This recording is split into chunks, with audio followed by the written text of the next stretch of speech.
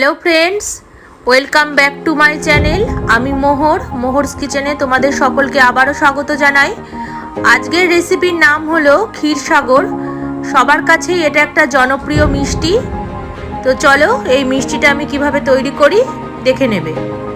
প্রথমে ক্ষীরসাগরের যে মিষ্টিটা, সেই মিষ্টি তৈরির জন্য আমি এখানে দুধ বসিয়ে দিয়েছি, এটা ছানা করে নেব।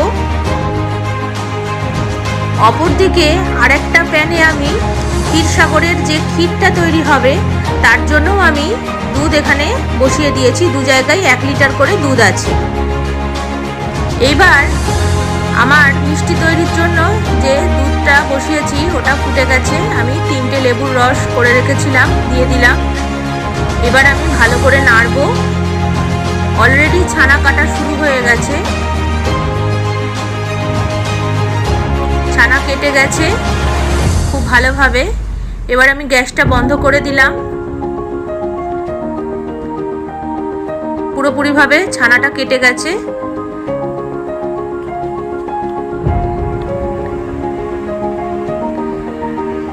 আমি একটা এরকম স্ট্রেনার নিয়ে নিয়েছি। এখানে আমি এবার ছানাটাকে ছেঁকে নেব।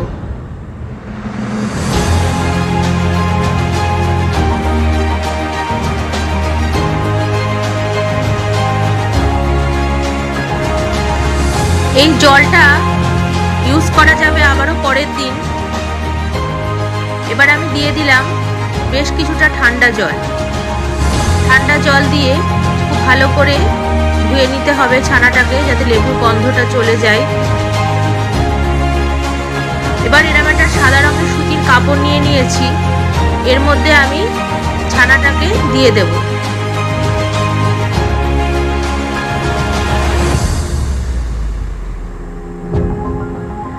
দিয়ে একটা পুটলি তৈরি করব, করে এটাকে উঁচু জায়গায় আধ ঘন্টার জন্য আমি টাঙিয়ে রাখবো, যাতে ছানার জলটা ভালোভাবে স্ট্রেন হয়ে যায়।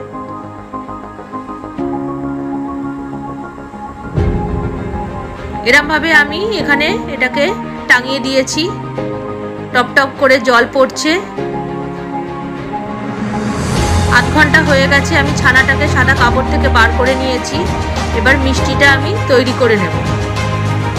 এটা আমি প্লেটের মধ্যে দিয়ে দেব। ছানাটা খুব সফট হয়েছে।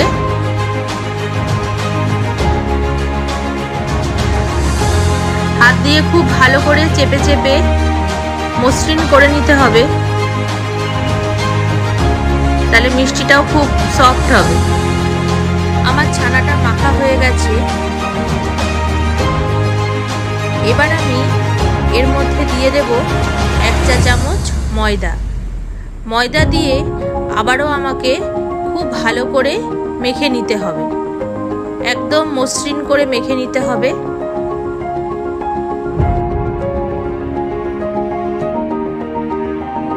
আমার মাখা হয়ে গেছে ছানাটা। এবার আমি মিষ্টির আকারে ছোট্ট ছোট্ট করে এখান থেকে ছানার থেকে ছোট্ট ছোট্ট করে কুচি কেটে নেব। খুব ছোট ছোট করে কাটতে হবে। রসমালাইটা একটু ছোট ছোট হলেই ভালো লাগে, এটা রসে কুটলে আবারও এর থেকে অনেকটাই বড় হবে।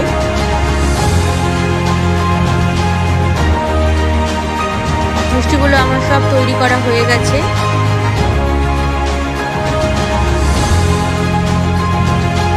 এবার আমি একটা এখানে স্টিলের বাটি বসিয়ে দিয়েছি গ্যাসে। দিয়ে দিলাম 1 কাপ চিনি।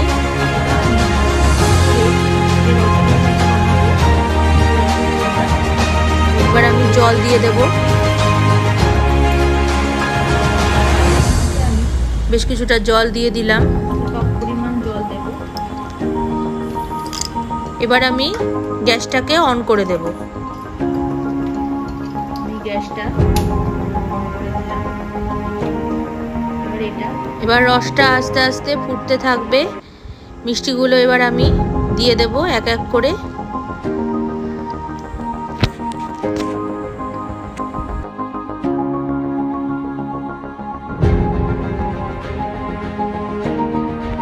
মিষ্টিগুলো সব ফুটতে শুরু করে দিয়েছে। আমি একটা চামচের সাহায্যে ভালো করে নেড়ে দিলাম। গ্যাসটা এবার একটু কমিয়ে দেব। 5 মিনিটের মাথায় আমি নেড়ে দিলাম, একটু ঢাকা দিয়ে দিলাম। 5 মিনিট বাদে আবারও ঢাকা খুলে আরেকবার নেড়ে দেব।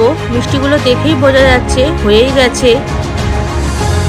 একটা মিষ্টি আমি তুলে দেখিয়ে দিচ্ছি।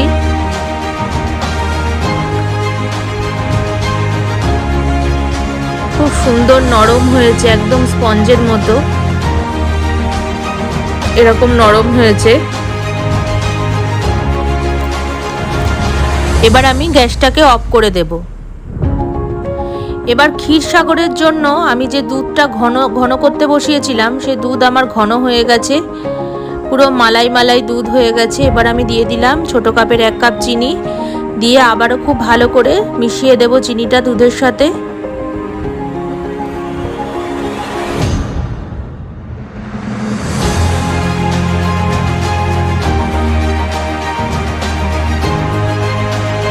এইবার আমি ক্ষীরসাগরের যেটা মেন উপকরণ, একটু খোয়া ক্ষীর গ্রেট করে দিয়ে দেবো, তাহলে আমার এই গ্রেভিটার খুব টেস্টটা আরও বেড়ে যাবে। এখানে আমি 100 গ্রাম মতো খোয়া ক্ষীর গ্রেট করে দিয়ে দেব।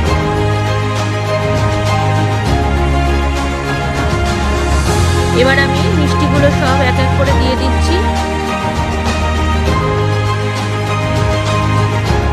মিষ্টি দেওয়া কমপ্লিট। খুব ভালো করে এবার দুধটাকে নাড়তে হবে।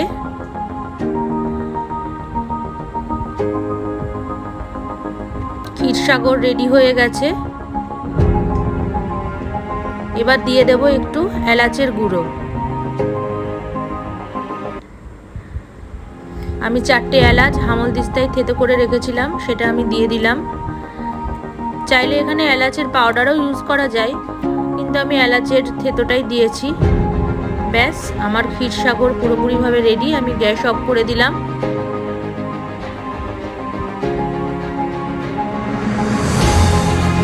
তো দেখো, আমি এটাকে সার্ভ করে দিয়েছি একটা সার্ভিং বলে। আমি খুব সহজেই ক্ষীরসাগর বাড়িতে তৈরি করলাম। তোমরাও অবশ্যই এটা ট্রাই করো, আর কেমন হয়েছে আমাকে কমেন্ট বক্সে জানিও। আমি আজকের মতো আমার ভিডিওটা এখানেই শেষ করলাম। তোমরা সবাই ভালো থেকো, সুস্থ থেকো। আবার দেখা হবে সামনের দিন।